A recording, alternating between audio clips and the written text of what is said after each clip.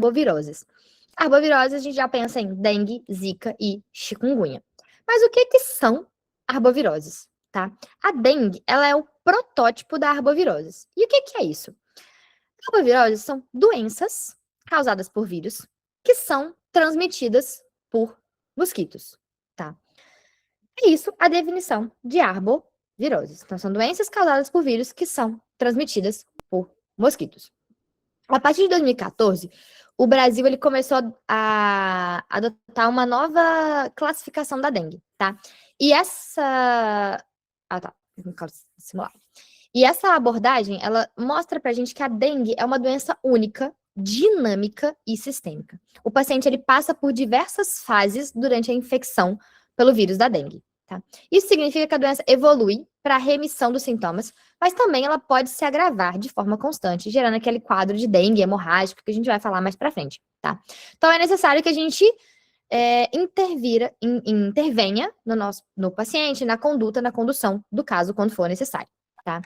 E nesse processo de agravamento, alguns sinais de alarme podem surgir. E é isso que a gente precisa discutir. São esses sinais de alarme que a gente precisa ficar muito atento no paciente que chega com diagnóstico de dengue. E esse aqui é o famoso mosquitinho Aedes aegypti, classicamente descrito com essas linhazinhas brancas entre um corpinho pretinho. Ele é quase uma zebra, né, em forma de mosquito, mas a zebra é mais legal porque ela não causa nenhuma doença na gente.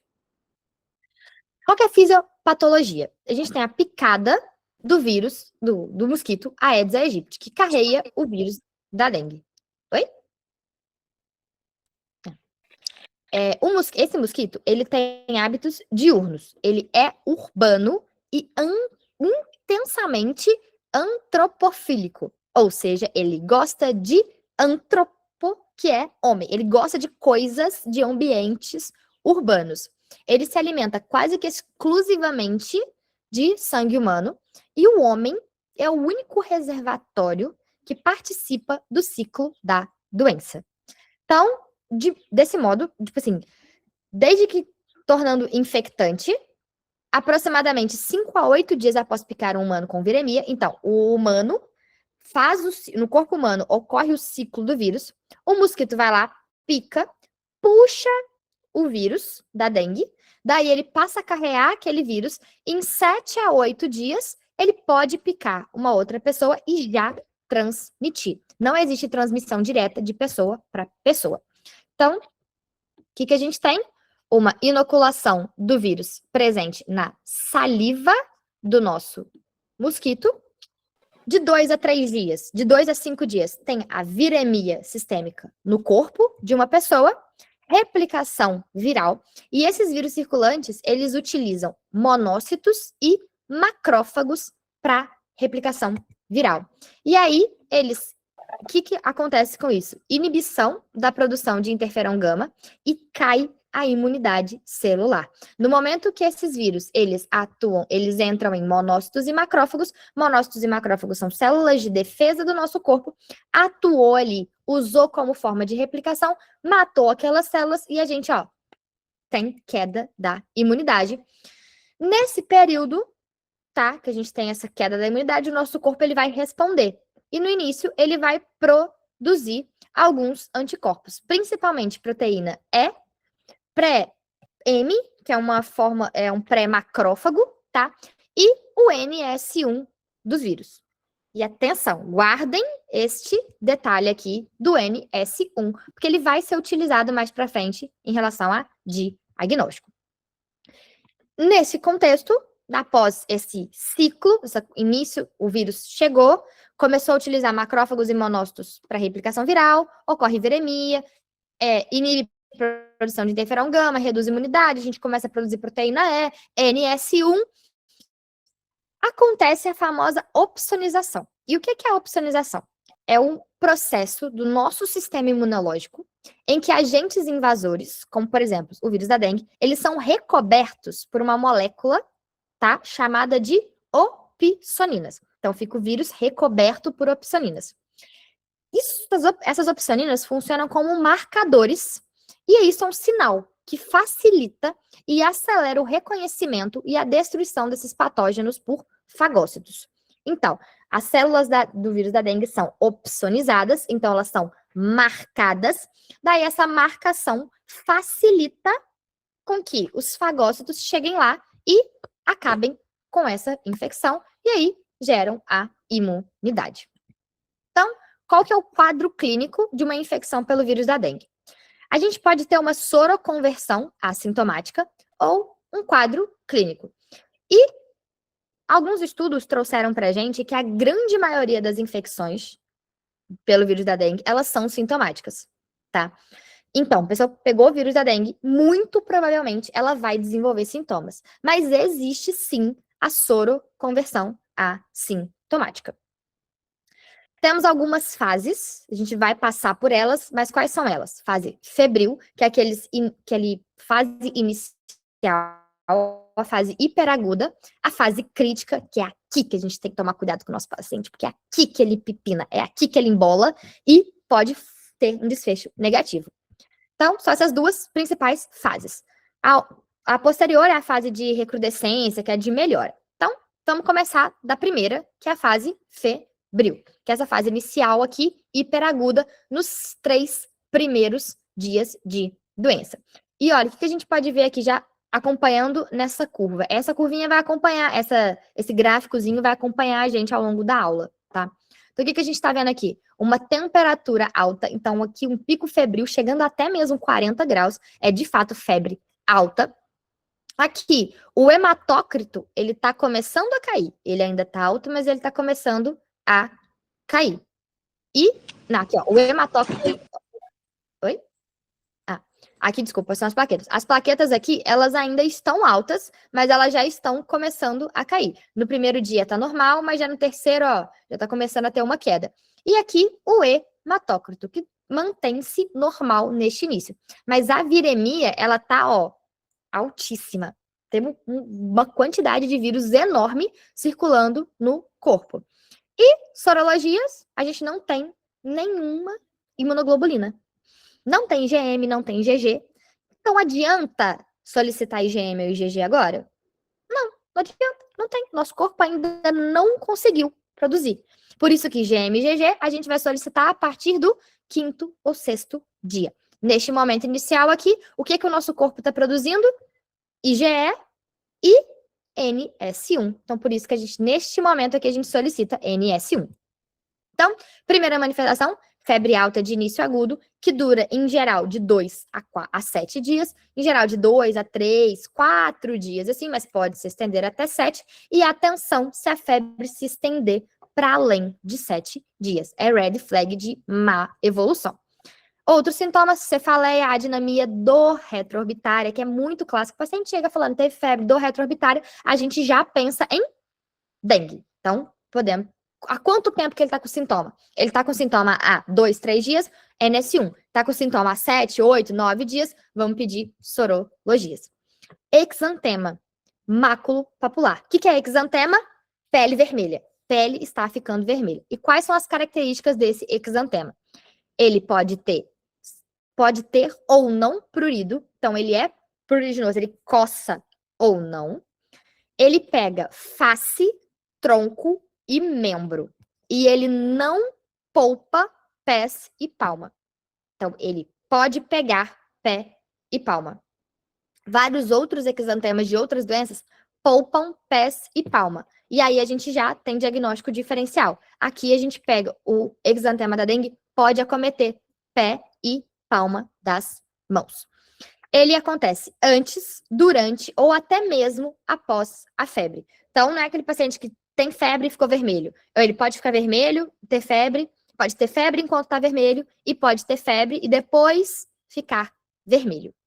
E aqui é o clássico, ó. Olha como é que o paciente fica todo exantema, e são maculazinhas, papulazinhas bem pequenas com fluentes. Isso aqui pode ou não coçar, e classicamente, ó, em região de tronco. Não pega tanto regiões de dobras, tá? Você pode ver aqui que a axila do paciente fica bem mais clara. É na região mesmo de tronco. E aqui a gente consegue ver no braço algumas áreas vermelhas com entremeadas de algumas áreas de pele sã. Outros sintomas, diarreia pastosa pouco volumosa. De 3 a 4 evacuações ao dia, náuseas e vômitos. E aqui a gente tem um diagnóstico importante com gastroenterites, com jeca. Na jeca, a diarreia é muito volumosa. Aqui a gente tem uma diarreia pouco volumosa, tá? Então, caracterizar isso ajuda na diferenciação. Passamos nessa primeira fase. Na fase febril, que o paciente vai ter ali febre, exantema, vai estar meio ruim, mas, a princípio, neste momento, ele não tem uma evolução tão ruim. Ele não complica muito neste momento. O pior ali é a febre alta. Já passando do terceiro, quarto dia, a gente tem a fase crítica. E nessa fase crítica que a gente tem risco de choque e sangramento. Por quê? Olha aqui a curvinha da plaqueta. Como que a curva da plaqueta cai? Muito. O paciente entra numa plaquetopenia importantíssima.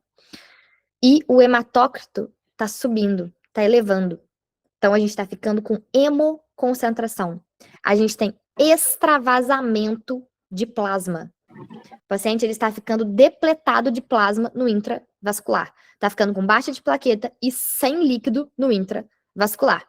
A viremia está em queda.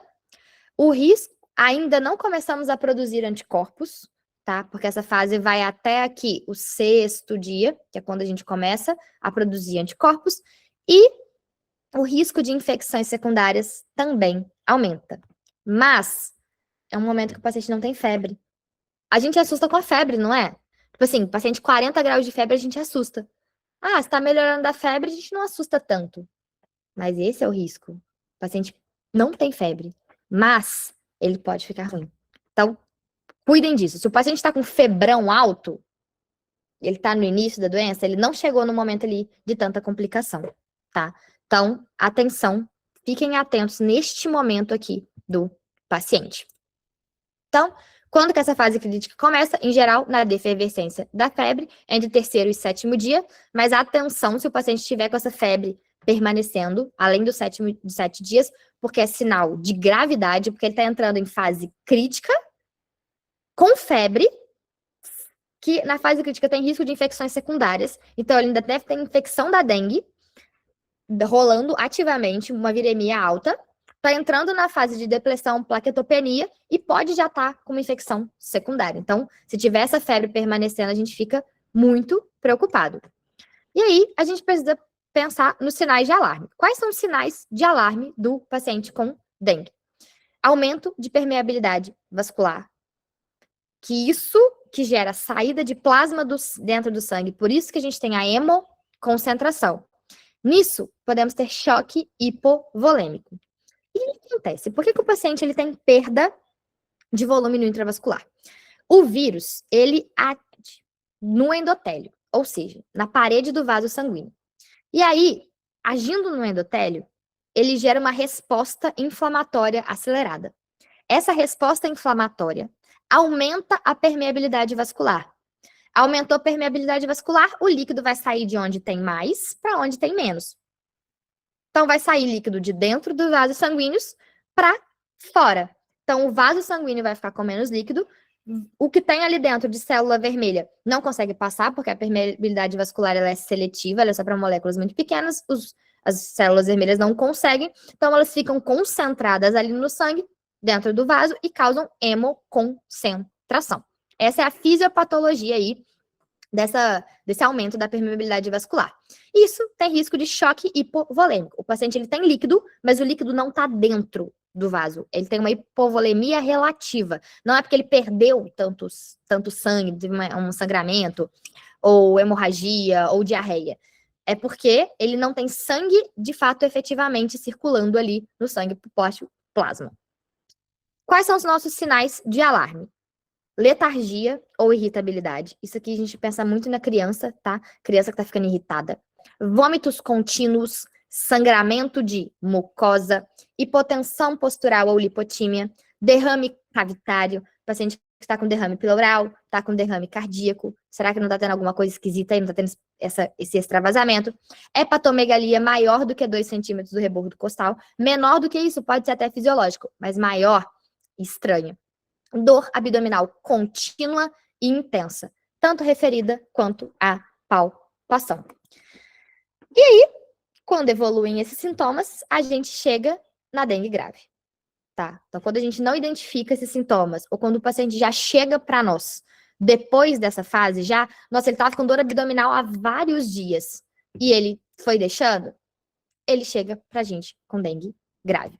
E isso muito causado pelo esse extravasamento de plasma por conta dessa fisiopatologia de aumento de permeabilidade vascular. Então, o paciente entra em choque com derrame cavitário, risco de sangramento aumentado, e aí gera disfunção de múltiplos órgãos.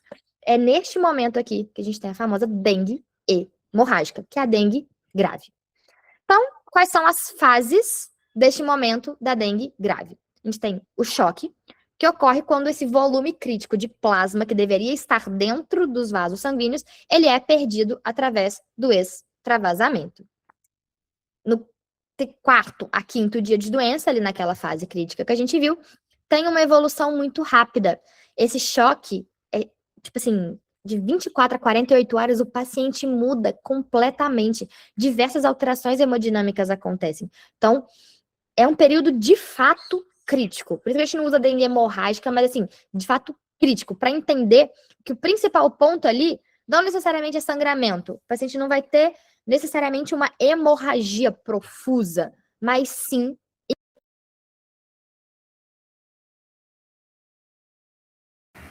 Bia, seu áudio mutou. Voltou. Alguém tinha fechado o meu áudio aqui, mas voltei. Voltou? Agora, qual que vocês pegaram a parte do sangramento? Sim, deu para ouvir até você explicando que a gente não usa dengue hemorrágica.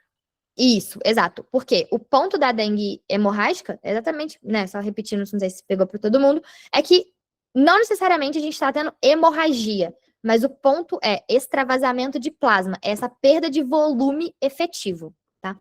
Então a gente precisa vigiar sensório, diurese, frequência cardíaca, pressão arterial e tempo de enchimento capilar.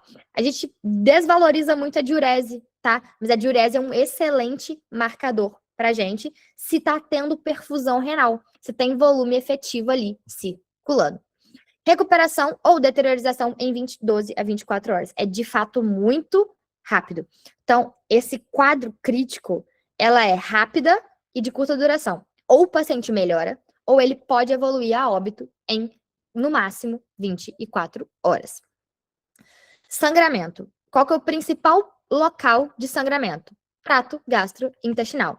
E é mais frequente em pacientes que já têm um histórico de úlcera péptica, que já tem um foco ali de sangramento, ou gastrite, porque já tem uma parede do estômago mais friável.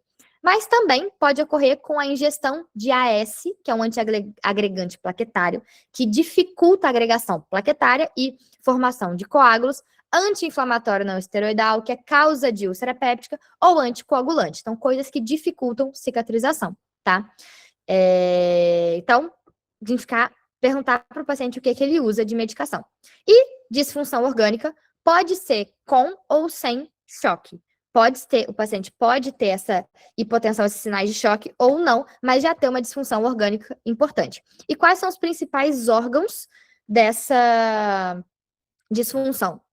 Hepatite. Então, o paciente vai ter uma hepatomegalia importante, por isso que a gente vai fazer palpação da região e ver se não está tendo um aumento do fígado. Então, hepatite, encefalite, e essa encefalite a gente vê com meningite linfomonocítica, quando a gente faz a análise do líquor, a gente vê um aumento de linfomono no sangue, encefalite, síndrome de Reye, polirradiculoneurite ou polineuropatia. Dengue pode ser um dos vírus que deflagra síndrome de Guillain-Barré. Então, pode não ter não ter choque, mas ele está desenvolvendo aí polineuropatia, síndrome de Guillain-Barré, encefalite, alteração de sensório. Miocardite. O vírus da dengue, ele gosta de coração. Então, o paciente ele pode desenvolver uma miocardite, daí ter derrame pericárdico e alterações de disfunção orgânica. E alterações do miocárdio de forma aguda podem gerar IC aguda e o paciente descompensar, fica ruim e ir a óbito, e de evoluir a óbito. Então, atenção para esses órgãos, tá? Principalmente fígado, cérebro e coração. Beleza? Bom, passou a fase febril, fase inicial, passou a fase crítica. O paciente entrou na fase de defervescência, na fase de recuperação. Aqui, o que a gente vê? Plaquetas subindo, voltando ao normal. O hematócrito voltando também à concentração baixa. Já não temos mais febre. E aqui a gente começa a ter as imunoglobulinas. A gente começa a produzir anticorpo, tanto o IgM, que é de fase aguda, mais recente, quanto o IgG, que é imunidade prolongada. Então, na recuperação, pode permanecer o exantema, o paciente pode continuar vermelho e já ter melhorado. E o principal ponto aqui é risco de infecção bacteriana secundária. Então, na pele, é uma pele que está fragilizada, ou é um corpo que já está fragilizado. Então, a gente precisa ficar atento com risco de infecções bacterianas secundárias. Como que a gente faz o diagnóstico laboratorial do paciente? No momento mais precoce, como a gente viu ali no gráfico, aqui, ó, a gente não tem anticorpo. Então, não adianta dosar IgM e IgG. Neste momento inicial, a gente vai dosar NS1. Podemos fazer o isolamento viral ou RT-PCR. O RT-PCR ele é muito interessante porque ele consegue diferenciar os sorotipos da dengue. No Brasil, nós temos 4 principais sorotipos, dengue 1, 2, 3 e 4. Quando você pega uma dengue, você cria imunidade para aquele sorotipo. Então, pegou dengue 1, você vai criar sorotipo, vai criar imunidade contra a dengue do tipo 1. Mas você pode pegar dengue de novo, dengue do tipo 2, 3 ou 4, e assim por diante. Quando a gente faz o PCR, a gente consegue identificar qual o sorotipo da dengue que você foi contaminado dessa vez. Então, ele é útil até o 5º dia dos sintomas. Se for positivo, confirma o caso. Se vier negativo, a gente vai solicitar uma nova amostra de IgM, porque pode ser que o paciente tenha percebido os sintomas há poucos dias, mas ele já esteja há mais tempo aí com pródromos, então a gente vai solicitar uma amostra de IgM para confirmação ou descarte. Quando a gente vai solicitar o ELISA, o IgM, a gente solicita a dosagem de IgM ou IgG, que é através do método de ELISA, a partir do 6º dia do início dos sintomas. E esse método, ele permanece reagente por até 3 meses, 90 dias. Então, o paciente vai ter esses anticorpos presentes ali por até 90 dias. Pode ficar reagente por até 90 dias e dar falso positivo. Quando que ele pode dar falso positivo? Reação cruzada de vacina da febre amarela, tá? Então, vacina de febre amarela e reação cruzada com Zika. Então, se o paciente tem Zika, ele pode ter esse falso positivo. A sorologia ser positiva para dengue, mas, na verdade, ele está com Zika ou indicativo de vacina de febre amarela, porque a febre amarela também é uma arbovirose que produz imunoglobulinas semelhantes. Dúvidas com a parte de diagnóstico? Quais exames que a gente solicita? Então, bora seguir. Principal ponto. Até 5º dia de sintomas, NS1. A partir de 5º dia de sintomas, IgM e IgG. NS1, já ali no finalzinho da fase inicial. Veio negativa, será que ele já não passou e aí já não tem mais NS1? A gente solicita o IgM para confirmação. Basicamente, isso que a gente precisa saber desses exames. E o PCR, ele é interessante por identificar sorotipo. Então, beleza. Um teste muito... Professor, aqui no falso positivo é a vacina da febre amarela, é isso? Isso, a vacina da febre amarela.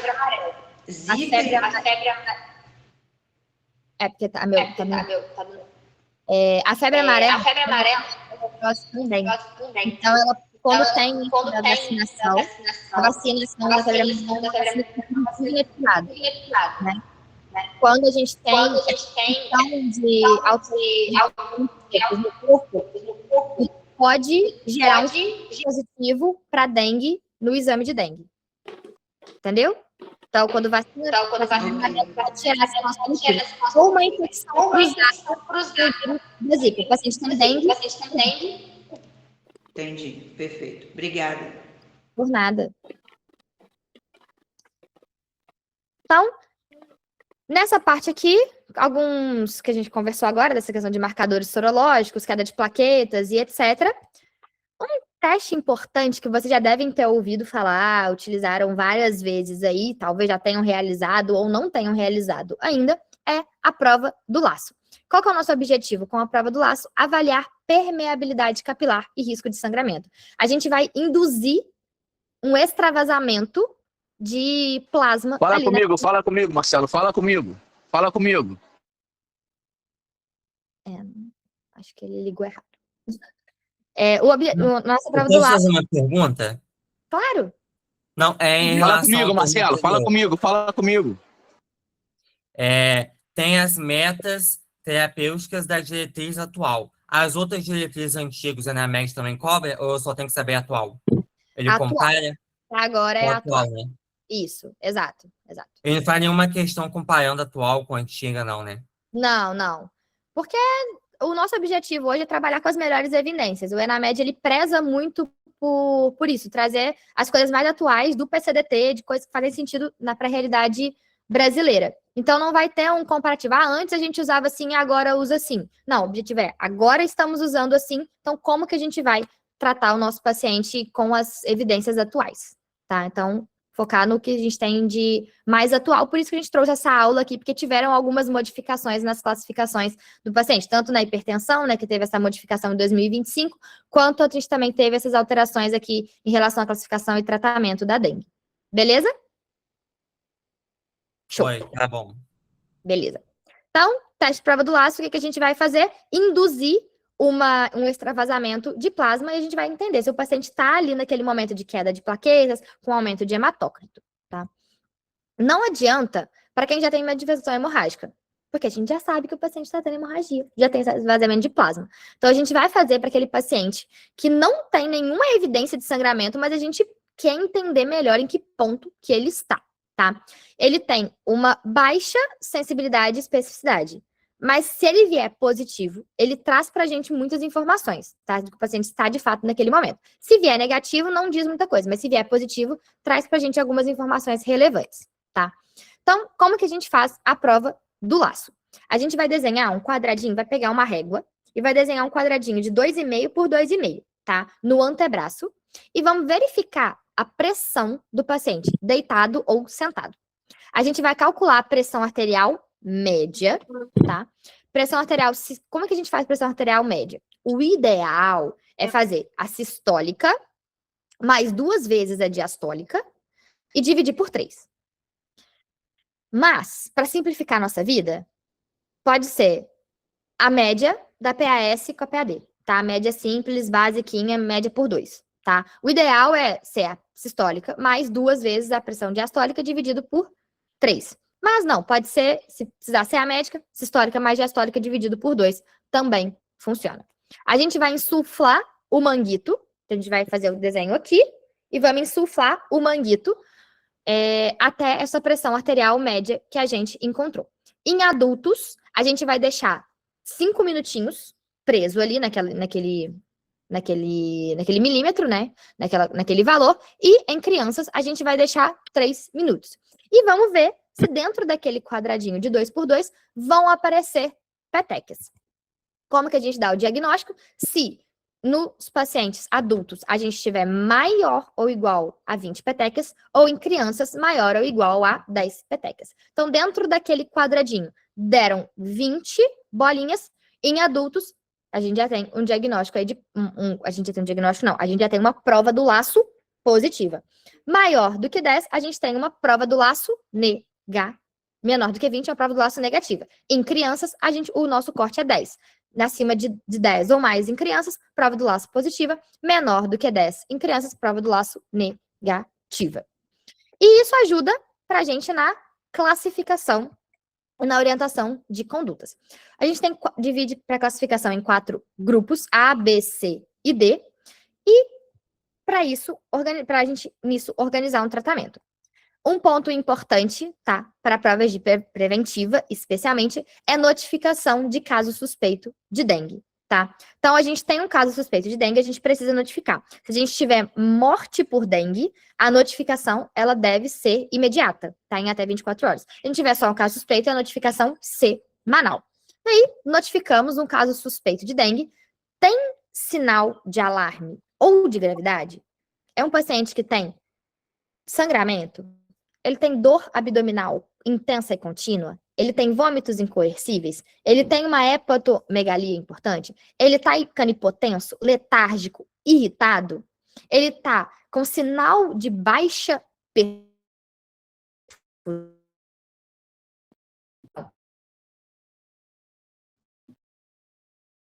Não. Ele é sinal de alarme. No grupo D, sinal de choque. Então, ele não tem nada, né, dessas... O áudio tá falhando. Alguém já tinha falado disso de falha de áudio, mas outros falaram que estava normal.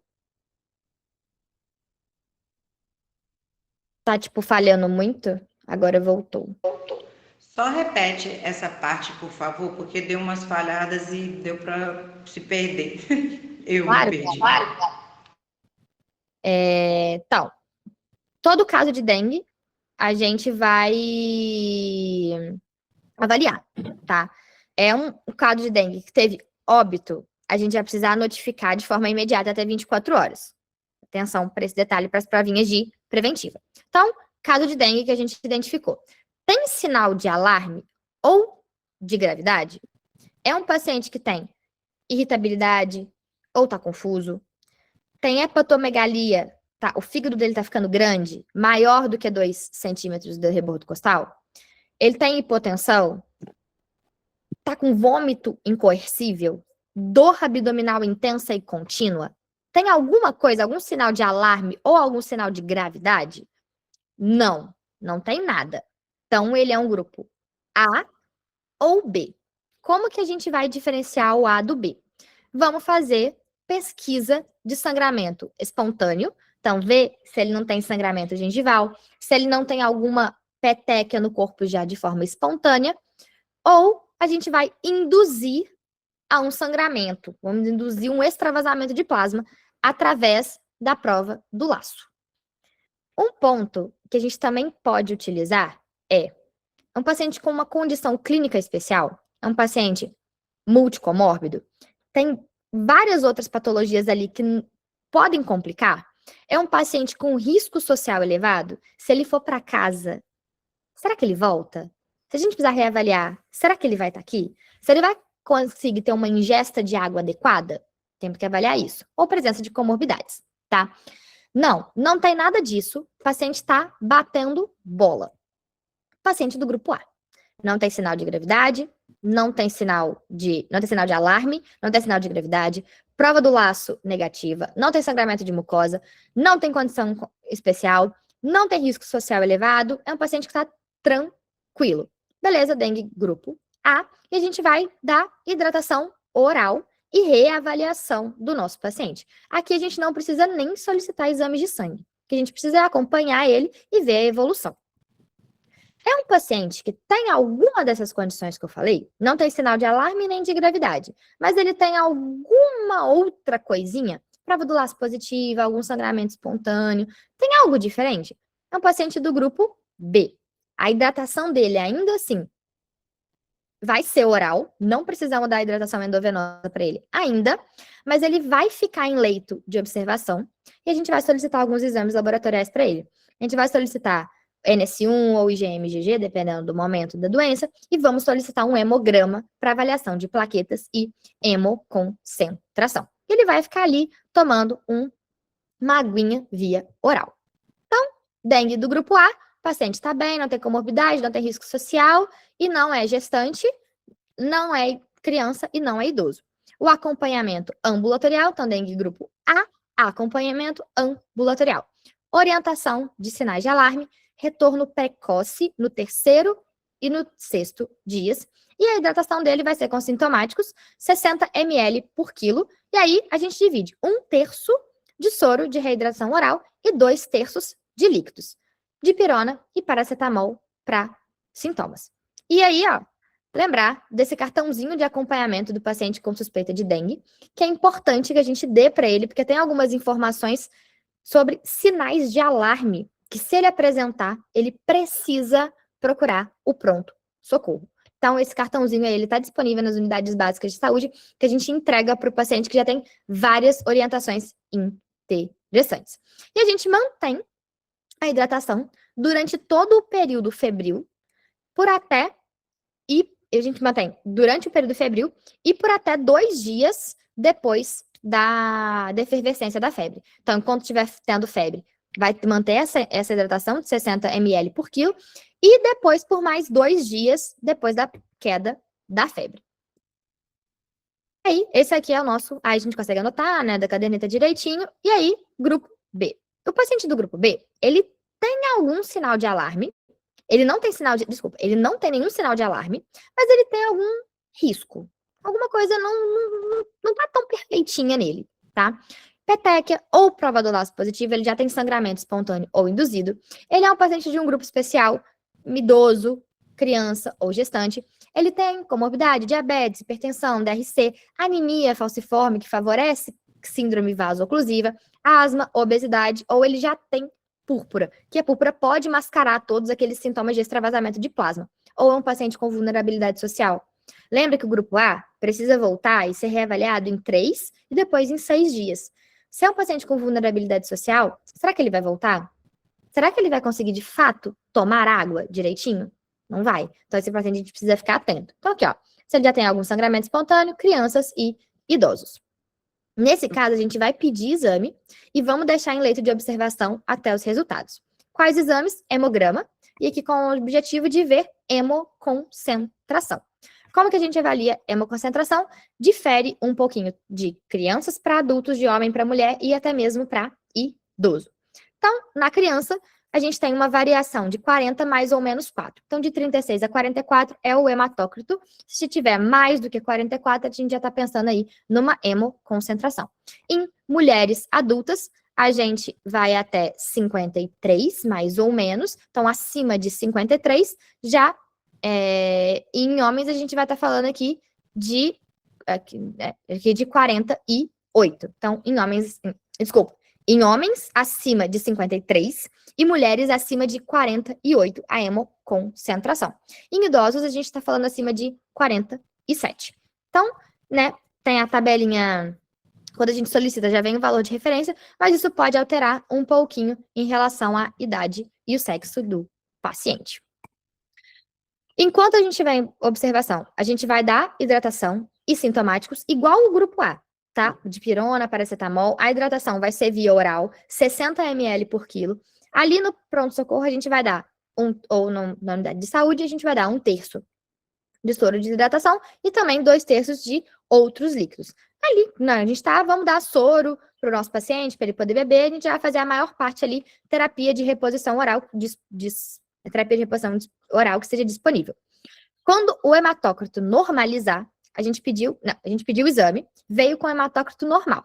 Então, o paciente veio, tá tudo certo, mas tem alguns sinais de alarme, o hematócrito está normal, ele não tem hemoconcentração. O que a gente vai fazer? Reavaliar ambulatorialmente em 2 dias. Então, de 24 a 48 horas, a gente precisa rever o nosso paciente.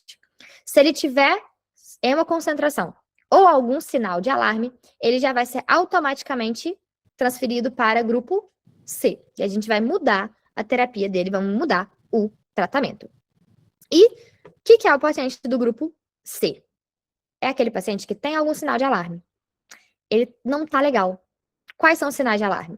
Ele tem dor abdominal intensa, referida ou a palpação intensa e contínua. Então, o paciente que está com o abdômen esquisito.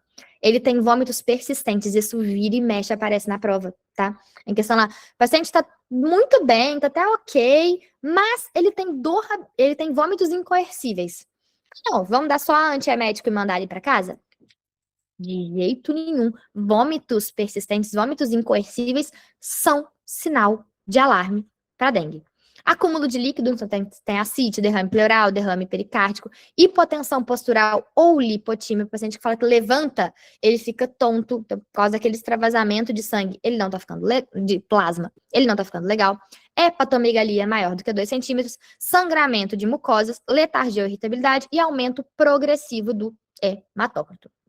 Então, qualquer uma dessas alterações é um sinal de alarme e o paciente ele vai ser grupo C. E a gente vai precisar internar ele em leito de internação, não precisa ser leito de UTI, leito de enfermaria a princípio, tá? Para hidratação endovenosa. Vamos solicitar exames laboratoriais e hidratação endovenosa. Já se o paciente apresenta algum sinal de gravidade, o que é gravidade, tá? Ele vai ter taquicárdico, mal perfundido, pulsos finos e filiformes, ele vai estar oligúrico, fazendo pouquíssimo xixi, sangramento grave, a mucosa dele não para de sangrar de jeito nenhum. Ele já está tendo algum sangramento, pode ser até sangramento articular, tá? O acúmulo de líquido dele já está até levando uma insuficiência respiratória, ele está ficando, ele está saturando mal, está tendo comprometimento grave de órgãos. Qualquer sinal de gravidade, dengue grupo D, ele vai para a unidade de terapia intensiva. Então, dengue grupo C, caso suspeito com presença de algum dos sinais de alarme que a gente falou anteriormente, leito de internação por pelo menos 48 horas. Quais exames que a gente precisa pedir para ele? Aqui aumenta um pouquinho o espectro. Do grupo A, não precisa. Do grupo B, a gente pede um hemograma para avaliar a plaqueta e hematócrito. Aqui, a gente vai precisar do hemograma também, mas vamos avaliar a albumina, a AST e a ALT. Será que o paciente não está tendo algum acometimento hepático? Lembra que fígado é um dos órgãos que a gente precisa avaliar? Radiografia de tórax para ver congestão e ultrassom abdominal para ver se não tem algum derrame cavitário acontecendo. Hidratação, 10 ml de quilo de soro na primeira hora e vamos manter até novo hemograma na segunda hora. Então, a gente vai pedir o hemograma, começar a hidratação e depois pedir um novo hemograma após a primeira hora. O nosso objetivo é que a gente tenha uma queda do hematócrito e uma diurese de 1 ml por quilo por hora. Lembra que eu falei que a diurese é muito importante? Então, porque na diurese a gente vai estar vendo se de fato a nossa reposição volêmica está sendo efetiva. Se está ficando líquido dentro dos vasos sanguíneos. Após a expansão inicial, a gente vai deixar uma manutenção de 25 ml por quilo em 6 horas. Sem melhora, a gente vai repetir até 3 vezes essa infusão de 20 ml por hora por até 2 horas. Se o paciente ele não melhorar, né, com essa repetição em até 3 vezes, é um paciente que vai ser classificado como grupo D. E aí vai mudar a nossa abordagem, ele vai sair da enfermaria e ele vai para uma unidade de terapia intensiva. É um paciente grave, que pode evoluir a óbito em pouco tempo. Então, grupo D é a antiga dengue hemorrágica, que não necessariamente é hemorragia, tá? A causa, porque não necessariamente ele está sangrando, como a gente conversou, mas ele está tendo extravasamento de plasma. Então, ele tem sinais de instabilidade, pode ser sangramento ou disfunção sistêmica grave. A expansão volêmica aqui é um pouco mais rápida. No grupo C, a gente falou de 10 ml por quilo na primeira hora, não foi? Aqui a gente está falando de 20 ml por quilo em até 20 minutos. Dobra, triplica, quadruplica aqui a infusão para o nosso paciente e a gente repete em até 3 vezes. Vai ficar em UTI, sim, por no mínimo, tá? 48 horas. A gente vai solicitar exames. Precisamos fazer uma investigação do nosso paciente e ver se ele não vai piorar, exames seriados. Se o paciente melhorar, ele volta a ser grupo C, melhora, ficou 48 horas na enfermaria, melhorou, ficou 48 horas na UTI, melhorou, ele vai para enfermaria e fica mais um tempinho ali. Se ele não tiver nenhuma melhora, a gente vai precisar avaliar o hematócrito. Professor, qual é a quantidade assim, que você avalia que reduziu significativamente, né, para poder você entrar nesse grupo D do hematócrito e da plaqueta? A plaqueta ver se está muito baixo. O fundamento dele. Mas O principal exame que é hematócrito. Aí é uma variação de Desculpa, falhou. É uma variação de? 10 a 20%. Perfeito. Obrigada. Plaqueta é mais uma avaliação da gente entender assim, o nosso paciente está plaquetopênico. Então, além do risco aumentado de sangramento, por conta desse extravasamento, o hematócrito concentrado, ele ainda vai ter dificuldade de agregação plaquetária, porque ele está com pouca plaqueta. Mas não tem indicação de transfusão de plaqueta. Por quê? Se a gente transfundir plaqueta para ele, a gente vai dar mais plaqueta para ser consumida. Porque essa plaquetopenia é plaquetopenia por consumo. Então, se a gente transfunde plaqueta, a gente dá dando mais plaqueta para consumo, a gente vai estar alimentando aquele processo que está rolando ali. Beleza? Então, de 10 a 20%. Então, show. Então, se a gente aumentou, o hematócrito aumentou, se o paciente está ficando cada vez mais hemoconcentrado, a gente vai dar para ele, além de soro, e albumina. A indicação aqui de começar a albumina. Até agora, a gente só falou de reposição com ringer lactato ou soro fisiológico. Se tiver no grupo D ficando mais hemoconcentrado, você está vendo que o laboratório dele está ficando cada vez pior, a gente vai indicar albumina. E se o hematócrito estiver em queda, mas o paciente estiver chocando, tipo, o hematócrito está melhorando, é o que a gente queria, mas ele está em choque, ele está precisando até de droga vasoativa nesse momento. Será que ele não está sangrando? Será que ele não está desenvolvendo alguma coagulopatia, CIVD? Aí a gente vai pedir para ele TPA, avaliação de RNI, se tiver disponível toda aquela avaliação de coagulograma, tromboelastograma e fazer ultrassom abdominal. Será que ele não começou a sangrar no abdômen? Será que ele não está sangrando na região pulmonar, na cardíaca? Se ele tiver com sensório rebaixado, será que ele não sangrou a cabeça? Então, a gente precisa avaliar ele mais pormenorizado. Professor, Oi? se houver um aumento no ponto de você considerar, né, o grupo D do hematócrito, mas porém não há nenhuma visualização de sangramento, ainda assim é considerado no grupo D e é considerado uma dengue hemorrágica, mesmo sem a visualização de sangramento? Com esse aumento, só o aumento? Eu entendi. É igual eu falei, a questão de a gente classificar como hemorrágica traz só que é sangramento. Mas às vezes o paciente ele não necessariamente está sangrando, ele só não tem plasma dentro do vaso sanguíneo, tá? E aí vai ficando cada vez mais concentrado. Então quer dizer que aquele extravasamento de plasma, aquela permeabilidade vascular causada pela dengue, está sendo excessivo. O corpo não está conseguindo responder, tá? Ele pode estar sangrando ou não. Ele pode estar desenvolvendo um grau de coagulopatia, até mesmo de CIVD, que é aquela coagulação sistêmica disseminada. Que não necessariamente, nesses casos, o paciente está sangrando, porque ao mesmo tempo que ele está sangrando, e que ele tem aumento de possibilidade de sangramento, ele também está trombosando. Então, o paciente com CIVD, ele não necessariamente sangra. Ele tem risco aumentado de sangramento, mas ele também tem risco aumentado de trombose. E aí, isso causa uma bagunça no corpo, com a permeabilidade vascular aumentada, e aí sai plasma, não fica plasma dentro do corpo, e o paciente choca e morre mesmo por questão de um choque hipovolêmico. Tá? Perfeito, obrigada. Beleza. Então, o paciente sobreviveu a toda essa cascata inflamatória, toda essa maluquice que a gente conversou. Quando que a gente vai dar alta para ele? Se ele estiver estável hemodinamicamente por 48 horas. Em ambiente de enfermaria, tá? Se ele estiver em UTI estável, a gente vai dar alta para ele vai ficar na enfermaria um tempinho, pelo menos 48 horas, estável, a gente pode pensar em dar alta. E ele precisa estar afebril por pelo menos 24 horas. O hematócrito normal e estável por 24 horas, então a febre dele está normal, e o hematócrito dele está estável por 24 horas. As plaquetas não precisam ter atingido o nível alto, mas você vê que elas estão em curva de ascensão, e ele tem uma melhora clínica visível. Aí a gente pode dar alta. Vai para casa, tranquilo, com reavaliação precoce, tá? Se possível, no ambulatório pós-alta, o mais breve possível, 2 dias, 3 dias, não deixar passar uma semana sem ver esse paciente. Oi, Giovana.